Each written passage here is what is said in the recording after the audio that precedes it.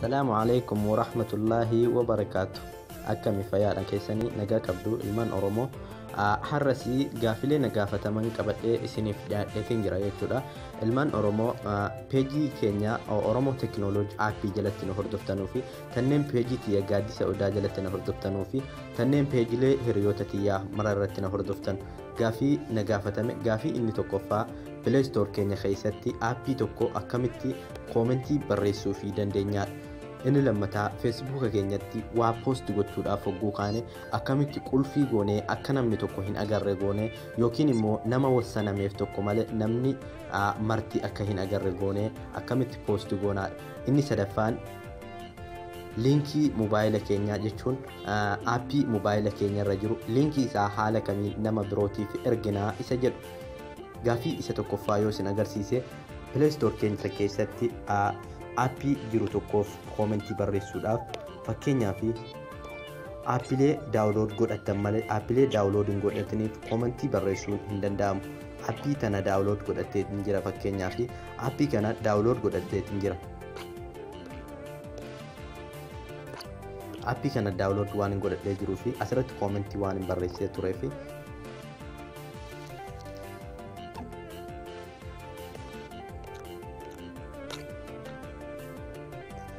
haala kanaan koomentii jechuun ilmaan oromootiif nama hojii hojjetuuf toora miidiyaa feesbuukaas ta'e miidiyaalee garaagaraa irratti koomentii ilmaan oromootiif jajjabina barreessuun dirqama ilmaan oromootii barbaachisaadhas jedheetiin amana.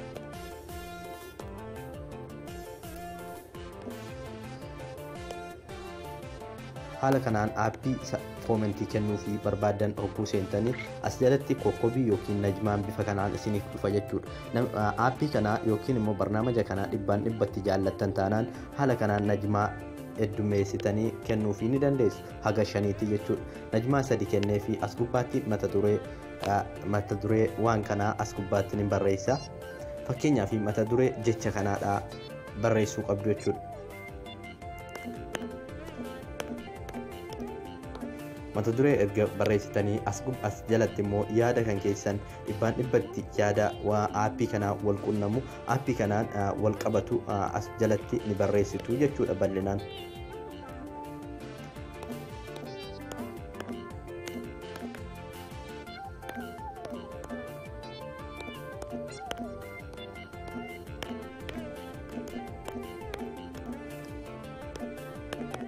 baay'ee namatti tola. Isin garuu bal'inaan barreessuu ni dandeessu jechuudha. San booda as gubbaatti doon kan jettu kana gurgurtan haala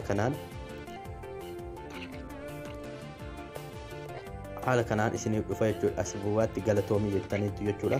Haala kanaan isiniif dhufa gaafa guyyaa isin barreessitaniitii wajjin koomentiin keessan as dhufa jechuudha. Koomentii godhameef immoo haala kanaan seentanii dubbisuu aappii kanaa maal akka ta'e koomentiilee jala jiru dubbisuu ni dandeessu jechuudha. Kan koomentii asumaan xumurree gara feesbuukaa haala kamiin akka namni nun agarreen poostii waa gochuu dandeenya isa jedhu laalla jechuudha. Feesbuuka jechuun mistira keessan feesbuuka jechuun waan tokko feesbuuka irra kee'achuudhaaf baay'ee tokko isin gargaara jechuudha. Waan tokko poostii goonee akka namni tokko nun agarreetti poostii gochuudhaaf as gubbaatti footoosa ta'uu barreeffama garaagaraa as gubbaatti barreessina. Fakkeenyaaf isin waan feetan barreessitanii haala kanaan ogguu barreessinee footoosa ta'uu bakka tana finnee kaane as gubbaatti ni agartu. Paablikii kan jedhu kun paablikii jechuun namoonni garaagaraa namoonni addunyaarra jiran hundinuu akka arganuuf jechuudha. Asitti maay fireendi keessan irra yoo keessan namoonni akkaawuntii feesbuuka keessan irratti fireendi ta'anii aad fireendi keessan keessa jiran qofti akka arganuuf jechuudha. Only me immoo namoonni tokkoyyuu akka hin agarree isin malee jechuudha. Asirratti only me kan irratti yoo rukutan namoonni tokkollee waan isin poost gochuuf kaatanu kana arguu hin danda'anu isin malee jechuudha. Inni lammataa as gubbaatti my friendii mallattoo my kaameraatii asitti jechuudha. Mallattoo my friendii yookiin immoo mallattoo nama footoo gurdii fakkaattee teessoo irratti hogguu rukutanii nama tokko qofti akka hin argine yoo feetan as gubbaatti nama hin argine sana as gubbaatti namichi kun hin argin yoo jedhan haala kanaan raayit godhe yoommoo namichi kun as gubbaatti naaf hin baane ta'e asirratti maqaa namicha sanaa barreessuudhaan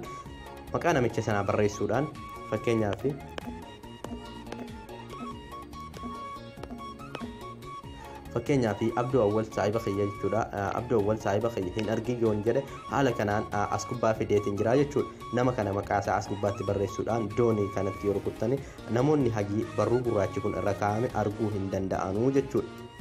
Ka Facebook asumarratti hogguu xumurre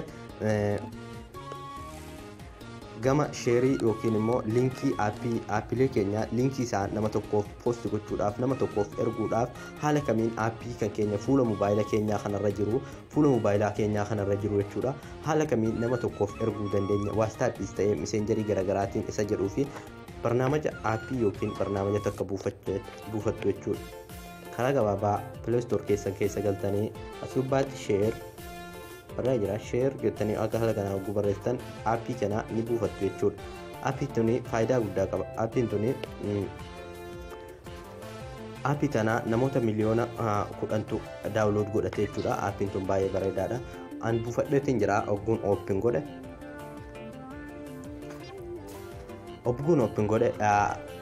Waan barnaamija yookiin immoo aappiilee fuula mobaayilaa kiyyaarra jiru maraayyuu haala kanaan naa fidaa jechuudha. Fakkeenyaaf Chrome kana nama tokkoof erguudhaaf haala kanaan hogguun itti rukutee booda sheerii kanatti hogguu rukute haga feetan maarkii gootanii raayit gootanii erguu ni dandeessu jechuudha. Haalii kanarratti gargadii kana barruu gargadii kanarratti hogguu rukuttan bulutoos yoo ta'e asumaan bulutoos keessan seentanii rukuttu jechuudha. Garuu yoo bulutoos irratti argitan barnaamijni kun yookiin aappiin isin ergitanuuf kun intarneeta tokko illee osoo hin barbaanne gara fuula mobaayilaa isin ergistanii sanarratti taa'uu yookiin immoo achirratti ijaaramuu ni danda'a jechuudha. Garuu waastaappiidhaan erguudhaaf taana liinkii isaa haala kanaan baasuu linkii isaan haala kanaan linki kan jettu irratti haala kanaan erga rukuttanii booda linkii isaa baaftanii jirtanii jechuudha.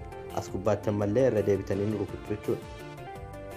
Asitti gaa waastaappiis ta'ee feesbuukas iimoos ta'ee wama qabdanu maraanuu aappiilee waa namaa erganu maraanuu jechuudha. Haala kanaan erguu ni dandeessu jechuudha. Obboleewwan tiyyaa barnoonni har'aa asumarratti xumura. Mormii yookiin immoo gaafii kan qabaattanu gara aappii keenya teekinooloojii aappii irratti yoo barreessitanii gaafilee keessan kallattumaan obboleewwan teenyas ta'ee kallattumaan isiniif dhiyeessinaa jechuudha. Mormii yoo qabaattanis gara koomentii gara miseenjarii keenya irratti nu barreessuu hin dagatinaa. Jajjabinallee akka nu gootan ilmaan Oromoo isin biraa abdii qabnaa jechuudha. Obboleewwan teenya isin jaallannaa baay'ee nagaatti nuuf ta'aati. Injifannoon kan uummata Oromootiin jedha.